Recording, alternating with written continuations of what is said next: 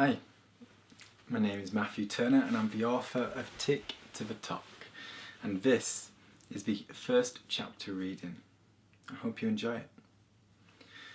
Chapter 1, 16th of September, York. To never reach the age of 23 is unjust, but this is the fate I face. I awoke this morning with my life ahead of me, but now, as I sit on this cold, damp, wooden bench, my demise clings to the horizon. I'm a dying man, a man with a ticking clock. We all are, of course, but most don't consider it, or foresee it, or give it a second thought. A few hours ago I was one of these free-spirit minds, but life has a way of changing course in a rather quick and frank fashion. My day began like any other, the alarm breaking into sound at the same time as it did yesterday, my tired eyes creeping open, slowly, cautiously, like any would at such an ungodly hour. The only difference to this day was rather than heading to work, I would go first to the doctor, but as I would catch the same bus at the same time and head in the same direction, little differed. Tired, I stumbled through my morning routine, my restless night not mixing well with my early hour. Still, a certain excitement ran inside me, for late last night I experienced an epiphany of sorts, an encouragement to write, a need to return to a craft I once held so dear.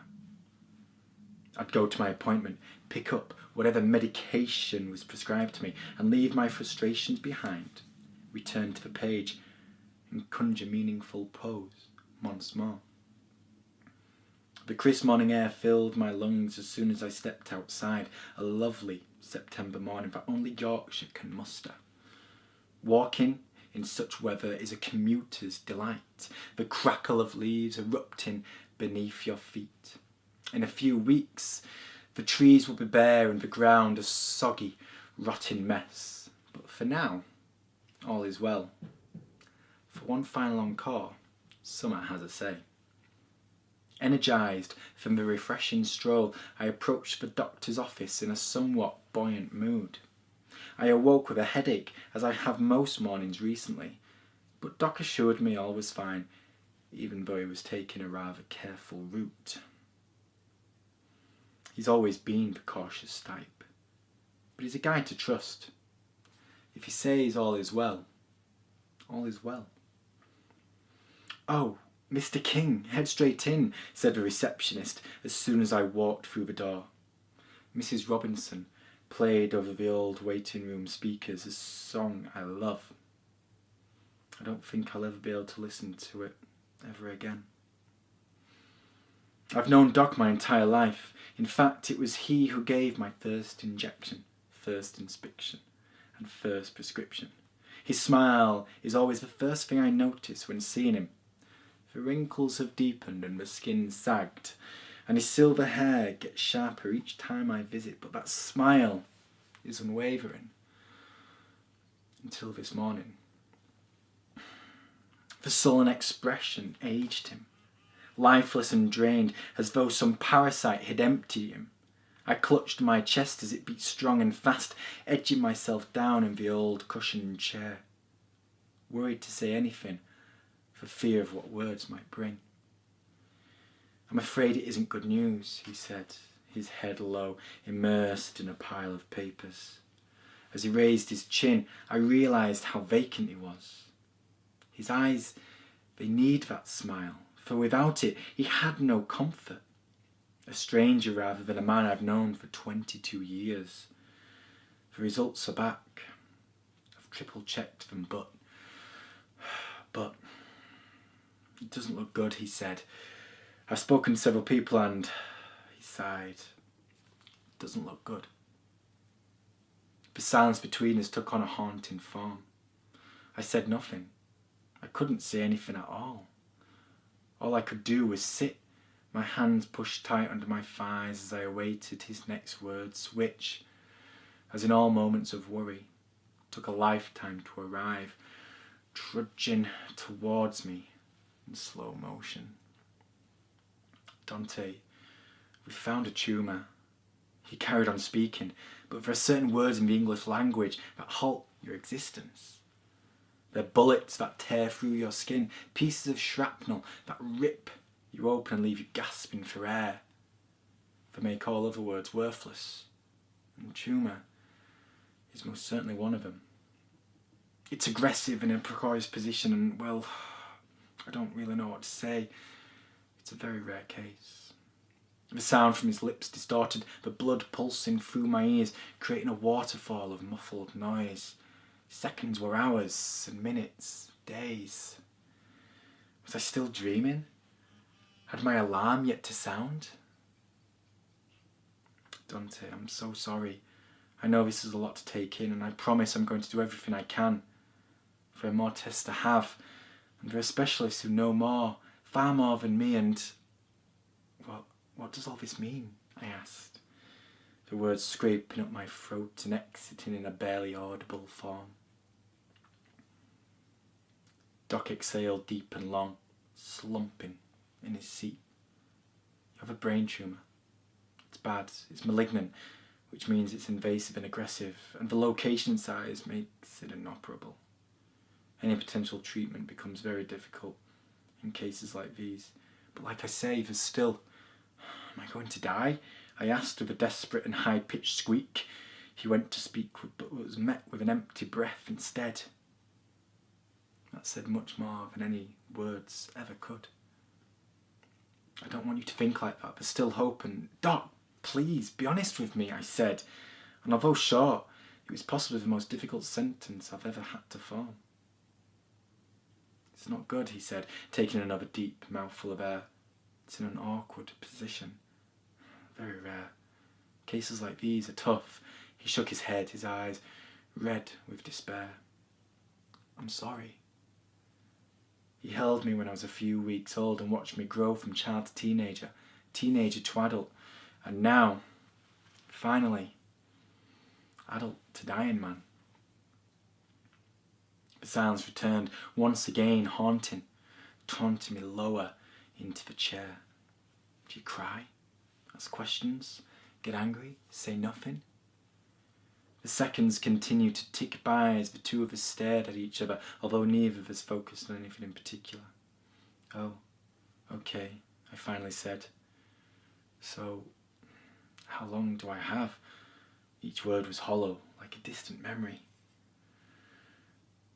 I don't want you thinking like that. There are more tests to be had, and there are treatments you can try, and... How long? I snapped. Placing both hands down on his desk, he leaned closer, the stale smell of coffee lingering in the space between us. It's crazy what we remember in such moments. 5, 6 months, maybe more, maybe less.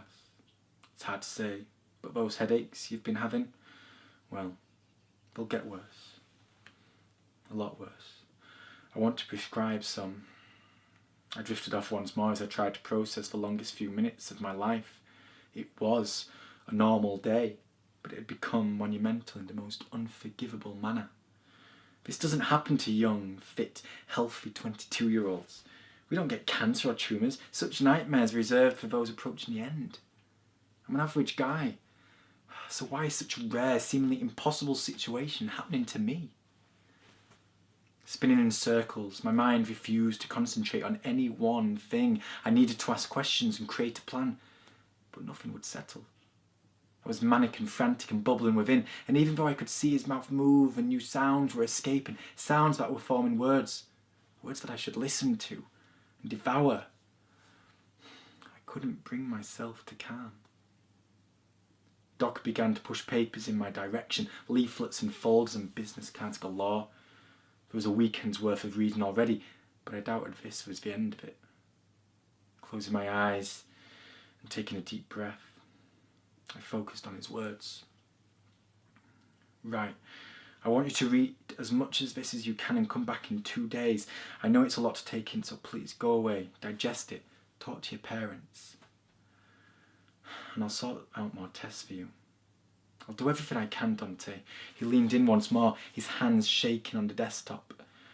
I know I said it isn't good, but that doesn't mean there isn't hope. People beat this kind of thing all the time. You're strong, Dante. You're strong.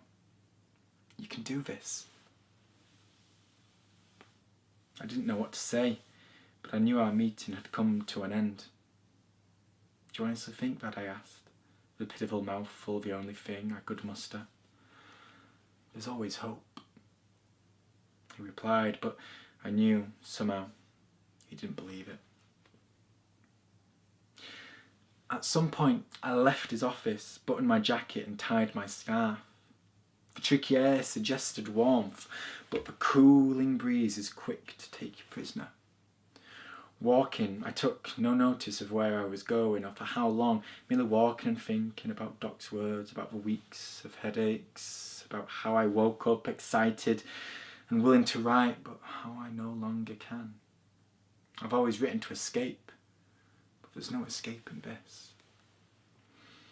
My cold, almost numb legs suggest I've wandered for hours. However long I've swayed, the time hasn't been spent wisely. I should be planning what to do next, or reading the booklets weighing down my pocket, or return to Doc's office and ask him questions and demand answers. Only, I can't seem to think about any one issue, merely scattered thoughts and images. The distress soon to be on my mother's face, for instance, or Will and Ethan as they try to understand this impossible pain. I keep picturing her too, although I know I shouldn't. I can't recall we were arriving at Dean's Park, but at some point I crossed through the old gates and sat on this aged bench, the huge cathedral peering down on me, its dirty green walls reach high into the sky, the colossal building a daunting sight. The Gothic-styled spires are large, arched windows are grander than usual. I've seen this building hundreds of times, yet it must have been 15 years since it moved me like this, and in this manner. Over time it's become just another building, but now it's more beautiful, philosophical, a work of art in its own right. A relentless iciness surrounds me as the breeze twists and turns through the trees and bundles its way forward from the large building in front. The bulky wooden seat eats into my flesh, the chipped wood allowing damp to seep into my thighs. All around me is vacant, the days of a hot summer throng of bodies gone, and with it, the solitude and whistling silence. Nature is resting, the squealing breeze my only company. No, it isn't resting, it's dying. Nature surrounds me, the ancient trees in front, the overgrown bushes to my left, and a browning patch of grass to my right. It's dying, giving in to its inevitable end. The smell of rotting foliage lingers, and although the trees are aglow with green, it's no longer lush, rather fading and dimming. Soon the aged branches will be bare, the ground beneath it a soggy grave to fallen fauna. I don't know why I'm here. Maybe I should have gone to work or called someone, or gone straight home and began researching this new fate.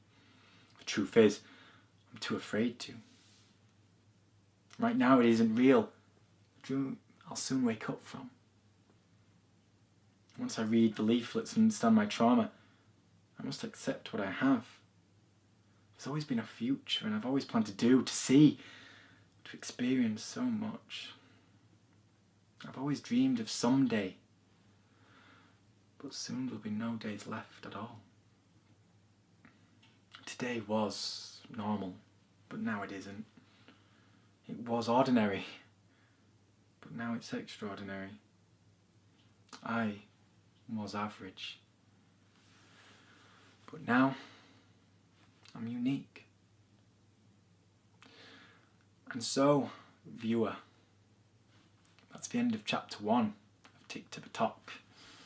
Many more, another 29 in fact, chapters stand before you and the end. I hope you'll consider reading and thinking about where you've been, where you are and where you're going. Because love and living begins now. Cheers.